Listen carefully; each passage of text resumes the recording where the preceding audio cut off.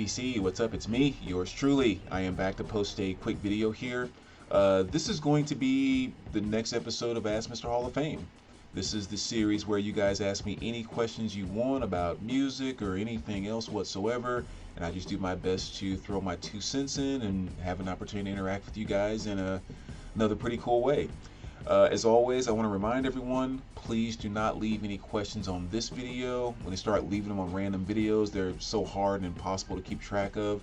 So go to the link down below. I want to leave all the questions on that video. That way, as I go through, I can just simply do a thumbs up and a heart on each one that I answer and keep track of exactly which ones I need to answer in the future. Alright, so let's kind of jump right into it, so I can try to keep it around maybe 15-17 minutes, and we'll just kind of go straight down the line again. And first question is from Mad Axeman Guitars. Hey Brandon, great to meet you this weekend over at Riverbend Records. Yeah, that was like maybe probably what, 6-7 weeks ago or something like that we met. We had a great talk about warpage with Billy, and you both provided some great insight, and I thought I would request some further discussion. What is an acceptable amount of warp? That was kind of one of the things that we dove into. I really think that that's just really kind of a very, very subjective question. The exact same thing as asking what's an acceptable amount of ring wear, or what's an acceptable amount of scuffs or marks on an LP, and you ask 5 different people about the exact same album and get 5 different answers. For me personally, the acceptable amount of warp is basically the amount that does not bother me. And again, that's about as subjective as you get. So when I throw a record on the platter, and if it does this just enough to the point to where it's like it bothers me, I feel like I'm missing something in this copy that I have, missing some quality in this copy that I have, then I'll go get rid of it. So yeah, totally completely subjective. Next part of the question there is, what is your full process for bringing vinyl into your home for the first time, as far as evaluating it, cleaning it, documenting? Actually, I just answered that in great detail in my lottery entry video, which is like maybe just 2 or 3 videos ago. So if you want to go check out that video, I give about a 5 or 10 minute thing about how I go about doing all of that from A to Z. Let's see, discussion on your reasoning and logic for using the weight clamps, and when you choose one over the other. My logic for using the weight clamp is, it kind of really falls around a philosophy that I picked up from, and this is like with most things in my system period, but specifically the weight clamp, with a guy that I used to hang out with, that was a big audiophile guy. Dumped the thousands and thousands of dollars in his system, and the $800 speaker wire, $1,000 speaker wires, and all that kind of stuff. But one of the things he told me is that he's like, I don't just automatically fall, or what I've experienced over the years is that there's a lot of stuff that is kind of snake oil type of stuff. But he goes, what I've found is that there's typically no one single thing when it comes to all these little nuanced things you can do that makes a gigantic difference in your system. He said, what I found is that when you do one thing to improve this, you improve the power cord, the power source, you improve your RCAs, you improve this.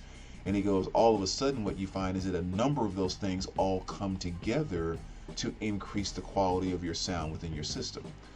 And I think that's really kind of something simple that the weight clamp can kind of do. So think about it from this standpoint. The whole concept behind the way vinyl records work is you have the grooves inside the record, which if you can microscopically go in, looks like you're in the bottom of a valley like this. And then you have the stylus needle that comes down and sits in that groove, and as the record is spinning, it's vibrating in the middle of that groove. That's my little awkward groove there. It's not really, but it just vibrates inside the groove. So if you think about, if I want to get the best quality sound and performance out of my system and my records, then what I want to have is the best contact and the best vibration in this groove that I possibly can, because that contact is what governs the sound that you get. That's why when you hear crackles and pops and blah blah blah, it's because there's dirt and dust inside those grooves, and that needle is hitting that dirt and that dust, and that's the snack, crackles, and pops and everything you hear. So when you think about it from that standpoint, every little thing that you can do, which doesn't have to be expensive things, but every little thing you can do to make that contact as solid as possible is going to enhance your sound quality. So that is cleaning your records, getting that dust and filth out of the grooves, right? Making sure you have the right tracking force. Make sure your needle stylus is pressing down at the right weight. Making sure your turntable is level, so it's not like this, and of course it's fighting gravity then, so it's not smoothly going back and forth in the groove. Turntable level. Sometimes, like on my system, I have some little, little pads that I put under each one of my components, including the turntable, to help stop vibrations from traveling up into the platter. So if you have little vibrations, like, bass type of vibrations and stuff going up into your platter, you may not see it, but what if it's vibrating just a little bit, which is making your record vibrate just a little bit, and now you have a vibrating record and the needle's trying to read, it's not going to be as clear. So trying to get rid of as much vibrations throughout. And so the record clamp is just one more thing to add to that sequence of all those events that can hold the record a little tighter, a little firmer to the platter. So maybe if you have some slight warps that you were talking about, it may help take some of that warp out. Because again, if your record is warped, now it's doing this. So now what you have taking place is this action. So if you can get it to not move as much, that's going to be a better sound quality. So again, just one more little piece to add to that equation, and it doesn't take a lot of money or expense to level your turntable or to buy some of those vibration pads and stuff. So I think that's one of the reasons why I like using them. In terms of what kind, you just kind of pick and choose. I mean, I actually have a few different ones just because you can get them these days for $20. They're not the most expensive things in the world. Maybe a good one to start with is one that has the little balancing gel or whatever in the middle. So not only can you have your record weight, but you can also use that to balance your turntable to make sure it's flat. That might be a good one to kind of start with. Let's see. And then there was another question here, but just kind of saying that like sometimes seeing sellers that don't really include warpage in the grading, and should it be a factor? And heck yeah, I think someone who grades a record and does not include a warp, and when I'm saying warp, I'm not talking about something that's just like, crazy you want to throw away, but like, just a record that just has one of these. To me, that definitely factors in. If you have a brand new album or just an album that's absolutely perfect, like a mirror gloss, not a single scuff, just everything, the only things that it does this little bit when it plays, yeah, in my mind, you don't make that a near mint or even near mint minus album. At best, it's an excellent, maybe excellent plus, depending on how much it's doing this. And if I was listing that on like Discogs or something, I would put vinyl near mint in every single way, downgraded to excellent because it has the slightest of wobble when played, but nothing that affects playback. Like that's how I would do it, but I would definitely take it down a full notch based on having that little warp. So hope that gives you a little bit of insight on my 2 cents on that. Concert Buddy. Aloha, Brandon. Curious your thoughts on jazz. It's one of the last frontiers in my collection of late, and I've learned a lot from the VC in a short time. Don't remember seeing much jazz in your videos, but I imagine you have a decent working knowledge given your exposure at Billy's shop and to the music record shop. Also, thoughts on organizing a VC meetup this year, maybe at a Chicago show, since that's kind of a geo range for most VC folks. Keep rocking, and you as well. On the last part there, heck yeah, totally down for a meetup without question. I love those. So let's definitely talk about that, and actually just talk about hanging out in general, because I know you live a lot closer than I kind of knew. So would love to kind of catch up. Period. As far as just my thoughts on jazz is freaking awesome. A great thing to dive into. It could definitely be somewhat of a rabbit hole when you first start listening to jazz, but I think really the big thing with jazz, maybe even a little more so if a person has never had an ear for jazz, my thing is not to overthink it, because I think jazz can be so different that, well, let me put it this way. I think a lot of people, when they think about jazz, they think, oh, jazz. You have a bunch of people blowing horns, sometimes playing guitar, and jazz is jazz. But then when they think about rock, it's easy for them to think, yeah, there's a lot of rock, but yeah, there's a big difference between Metallica, Elton John, Lady Gaga, and AC/DC or whatever. So they understand there's vast differences in what's rock music, but they tend to associate all jazz as being the same. But jazz is really kind of one of those things that's just like that. It's a genre that can take you down so many different paths and rabbit holes that I think a lot of times the best thing with jazz is just start listening to stuff and not over analyzing, and just really just kind of see what freaking moves you. Because I think jazz can attach to you in weird ways that you don't see coming, and all of a sudden you're just like, I don't know what it is about this piece, but this is just freaking, it feels good, and it's really almost kind of a different way of listening. For me personally, I don't listen to rock and jazz in the same way whatsoever. It's almost like two different mindsets for me. First jazz album I ever got, or the first jazz album I ever bought, when I was not buying jazz, not listening to jazz, didn't really care about it. I'm in a store looking at some stuff and I hear something playing overhead, and by the time I get halfway through the second song, I'm just like, I've been bobbing my head to this thing the whole time. Like, what is this? And I go up to the counter and the guy's like, oh yeah, John Coltrane, Love Supreme. I was like, man, John who? I've never heard of this before. I was like, but something about this it just feels good. First jazz album I bought, and still to this day, my favorite jazz album of all time.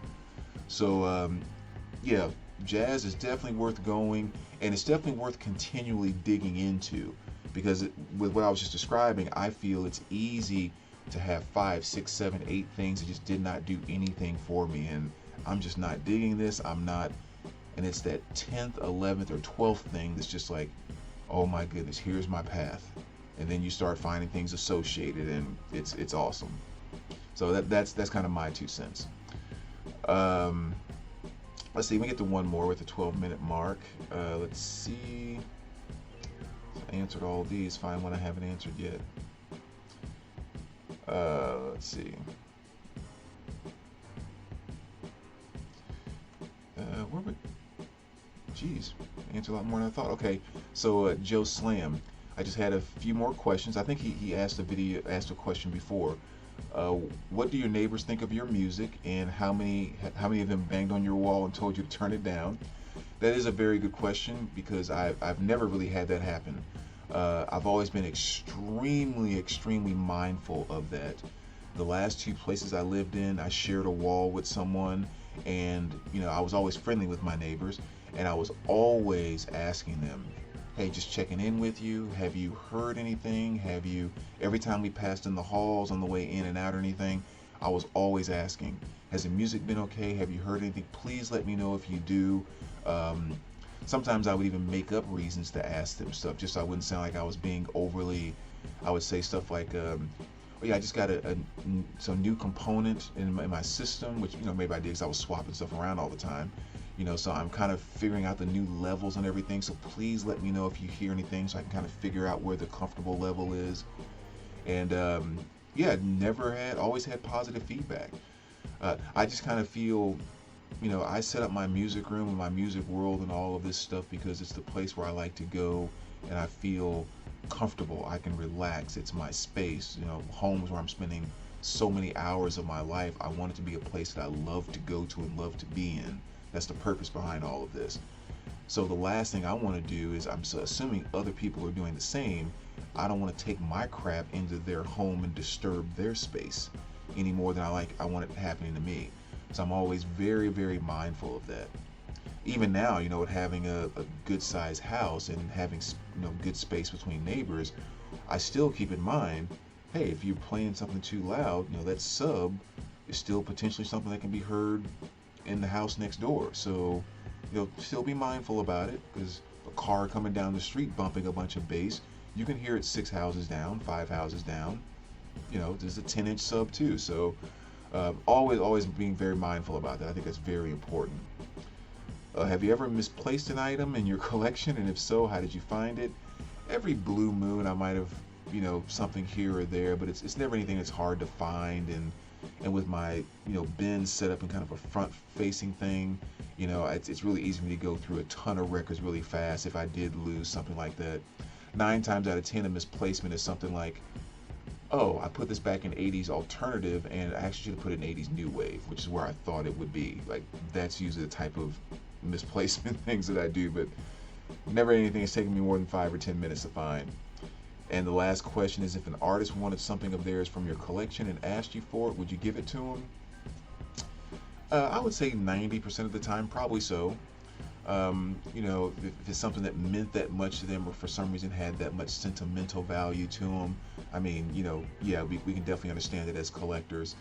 You know, I may add a little caveat on it or something where like, yeah, sure, I'll bring it to your house. Where do you live?